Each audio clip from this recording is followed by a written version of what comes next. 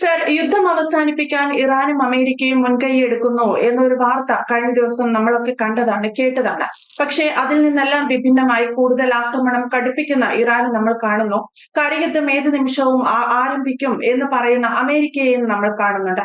യഥാർത്ഥത്തിൽ ബഹ്റൈനിൽ ഉൾപ്പെടെ വലിയ അലേർട്ടുകൾ അല്ലെങ്കിൽ അത്തരത്തിലുള്ള എമർജൻസി അടിയന്തര നിർദ്ദേശങ്ങളൊക്കെ അവിടെ ഗവൺമെന്റ് പുറപ്പെടുവിക്കുന്നു. വലിയ രീതിയിൽ ഗൾഫ് മേഖലയ്ക്ക് നേരെ വീണ്ടും ആക്രമണം നടക്കുന്നു.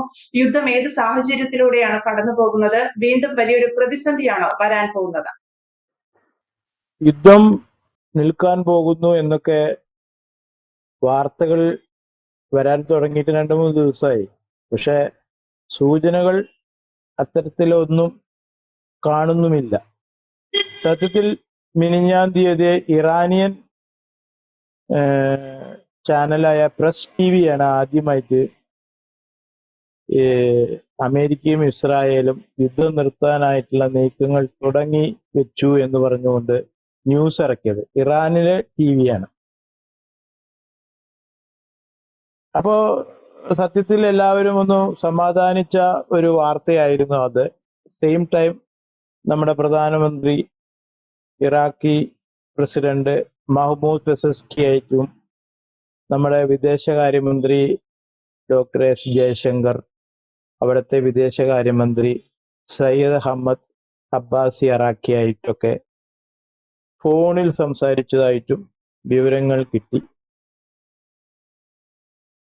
ഇന്ത്യയുടെ ശക്തമായ നിലപാട് ഇറാനെ നമ്മുടെ പ്രധാനമന്ത്രി ധരിപ്പിച്ചതായും അതിന് കുറെയൊക്കെ തയ്യാറാണെന്ന് ഇറാൻ സമ്മതിച്ചതുമായിട്ടാണ് വാർത്തകൾ വരുന്നത്.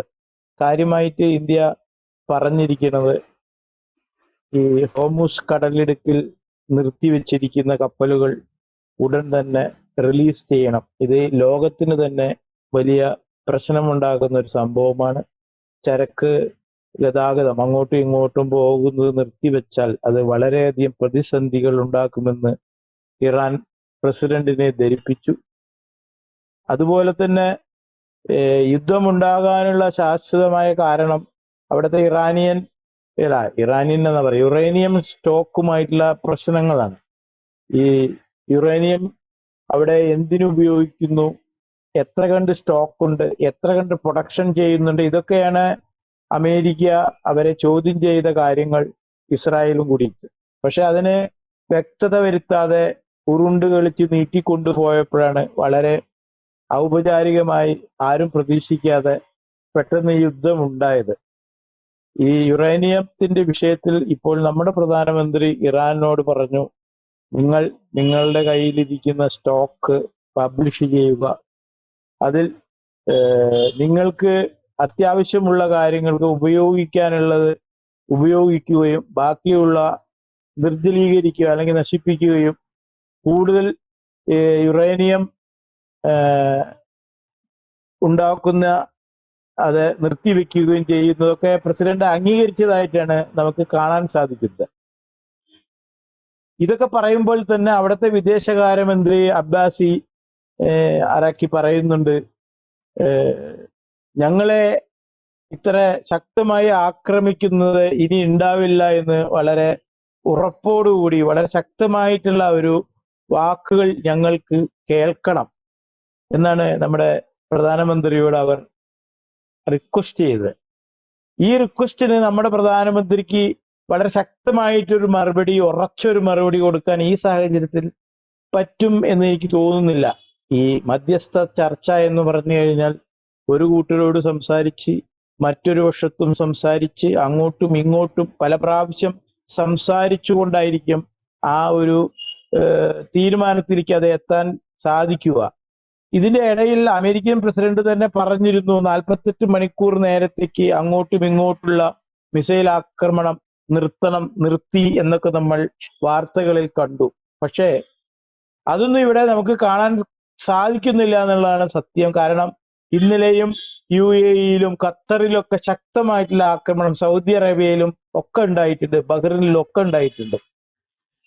ഇന്ന് നമുക്ക് വിഷമമുണ്ട്. ഇന്ന് UN വാർണിംഗ് തന്നെയുണ്ട്. അതായത് ഇനി അടുത്തതായിട്ട് ഇവർ ന്യൂക്ലിയർ ബോംബ് വരെ പ്രയോഗിക്കാൻ സാധ്യതയുണ്ട്. അതിന് മുൻകരുതൽ എടുക്കണം എന്ന് UN വരെ പ്രഖ്യാപിച്ചു കഴിഞ്ഞു.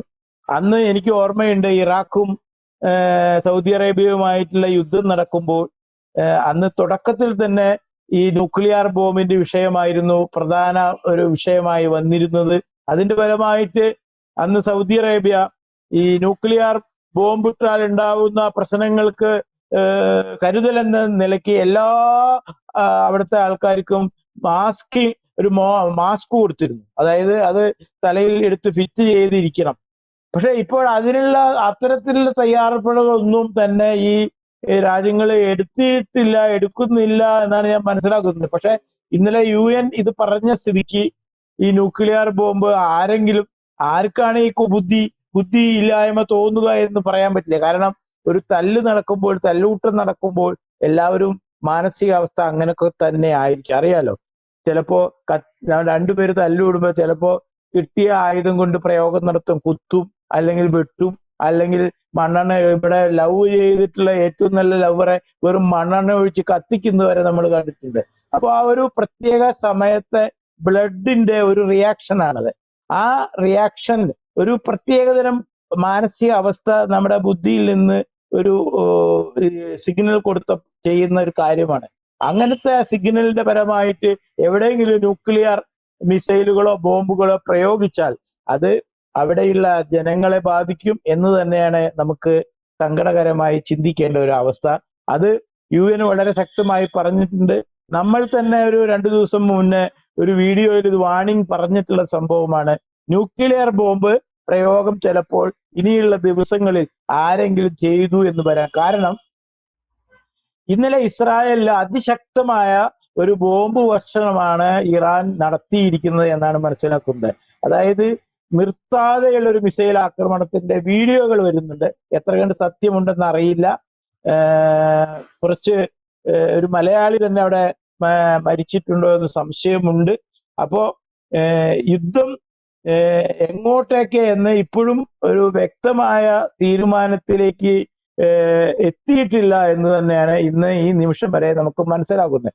മധ്യസ്ഥ ചർച്ചകൾ പലതരത്തിൽ പല വിധത്തിൽ നടക്കുന്നുണ്ടെങ്കിലും നമ്മുടെ പ്രധാനമന്ത്രി പല ദൂതന്മാർ മുഖേനയും മറ്റുമായിട്ട് ഈ 2-3 കക്ഷികളുമായിട്ട് വളരെ ശക്തമായിട്ട് ചർച്ചകൾ നടത്തി മുന്നോട്ട് പോകുന്നുണ്ട്. എന്തായാലും സമാധാനപരമായിട്ട് ഇത് നിൽക്കും എന്ന് തന്നെയാണ് നമുക്ക് പ്രതീക്ഷിക്കാനുള്ളൂ. എന്തായാലും ഈ സമയത്ത്, ഈ പെരുന്നാൾ സമയത്ത് ഇത് നിന്നില്ല. പെരുന്നാൾ സമയത്ത് പലർക്കും ഗൾഫിൽ നിന്ന് സ്വന്തം നാട്ടിലേക്ക് വരാൻ പറ്റിയില്ല. അതുമാതിരി ഗൾഫിൽ ഇരുന്നവർക്ക് ഈദ് കറക്റ്റായിട്ട് ആഘോഷിക്കാൻ പറ്റിയില്ല എന്നൊക്കെ നമുക്ക് തന്നെ ഊഹിക്കാൻ പറ്റുന്നതാണ്. എനിക്കറിയുന്ന പലരും ഇവിടെ എത്തേണ്ടതായിരുന്നു, അവരൊന്നും എത്തിയില്ല. ഇപ്പോഴും ശരിയായിട്ടുള്ള വിമാന സർവീസുകൾ ഒരു രാജ്യത്തിനും നടത്താൻ പറ്റുന്നില്ല. പലരും പോയ വിമാനങ്ങൾ തിരിച്ചുപോയ അങ്ങനെ അങ്ങോട്ടും ഇങ്ങോട്ടും ഒരു അനിശ്ചിതത്വം നിലനിൽക്കുകയാണ് മിഡിൽ ഈസ്റ്റിൽ എന്നുള്ള കാര്യത്തിൽ യാതൊരു സംശയവും വേണ്ട. ഇത് എത്രയും പെട്ടെന്ന് ഈ അവസ്ഥയിൽ നിന്ന് സാധാരണഗതിയിലേക്ക് ഇത് മാറ്റണം. അത് മാറ്റണമെങ്കിലും പെട്ടെന്നൊന്നും നടക്കില്ല എന്ന് നമുക്ക് അറിയാമെങ്കിലും ഇനിയെങ്കിലും കൂടുതൽ വഷളാവാതെ, കൂടുതൽ പ്രശ്നങ്ങൾ ഉണ്ടാക്കാതെ എല്ലാ രാജ്യങ്ങളും ക്ഷമാശീലം കൈക്കൊണ്ട് നല്ലൊരു ബുദ്ധി തോന്നിക്കൊണ്ട് ഈ യുദ്ധത്തിൽ നിന്നും അവർ പിന്മാറുമെന്ന് നമുക്ക് അനുമാനിക്കാം. എന്തായാലും സാർ സൂചിപ്പിച്ചതുപോലെ മിഡിൽ ഈസ്റ്റിൽ യുദ്ധം അവസാനിക്കുന്നില്ല, അല്ലെങ്കിൽ മിഡിൽ ഈസ്റ്റിൽ വലിയൊരു പ്രതിസന്ധി നിലനിൽക്കുന്നു എന്നതൊരു യാഥാർത്ഥ്യം തന്നെയാണ്. ഏത് രീതിയിലായിരിക്കും വരും ദിവസങ്ങളിൽ ഇറാൻ കൂടുതൽ ആക്രമണം ശക്തമാക്കുന്നത് എന്ന് പറയാൻ സാധിക്കില്ല. കാരണം കഴിഞ്ഞ ദിവസം ഇറാൻ ഇസ്രയേലിൽ നടത്തിയത് വലിയൊരു ആക്രമണം തന്നെയാണ്. അതിനെ സംബന്ധിച്ച് കൂടുതൽ വിവരങ്ങൾ പുറത്തു വരുന്നേയുള്ളൂ. പക്ഷേ ഇസ്രയേൽ ഈ ആക്രമണത്തെ സ്ഥിരീകരിച്ചിട്ടോ അല്ലെങ്കിൽ ഏതെങ്കിലും രീതിയിൽ വലിയ അപകടം പറ്റിയെന്ന് പറയുകയോ ചെയ്തിട്ടില്ല. എന്നിരുന്നാലും ട്രംപും ഇറാനും തമ്മിൽ, അല്ലെങ്കിൽ ഇറാൻ പ്രസിഡന്റും തമ്മിൽ ചർച്ച നടന്നു, അല്ലെങ്കിൽ യുദ്ധം അവസാനിപ്പിക്കാൻ ഇരുവരും തമ്മിൽ മുൻകൈയെടുക്കുന്നു എന്നതൊക്കെയുള്ള വാർത്തകൾ എത്രത്തോളം യാഥാർത്ഥ്യമാണ് എന്നത് ഈ സംഭവങ്ങൾ വെച്ച് നോക്കുമ്പോൾ നമുക്കറിയില്ല. എന്തായാലും മിഡിൽ ഈസ്റ്റിൽ കൂടുതൽ യുദ്ധം കനക്കുകയാണ്. കൂടുതൽ ജാഗ്രതാ നിർദ്ദേശങ്ങൾ ബഹ്റൈൻ ഉൾപ്പെടെയുള്ള എമിറേറ്റുകൾ പ്രഖ്യാപിച്ചിട്ടുമുണ്ട്. വ്യക്തമാണ്. Thank you Jaishankar sir.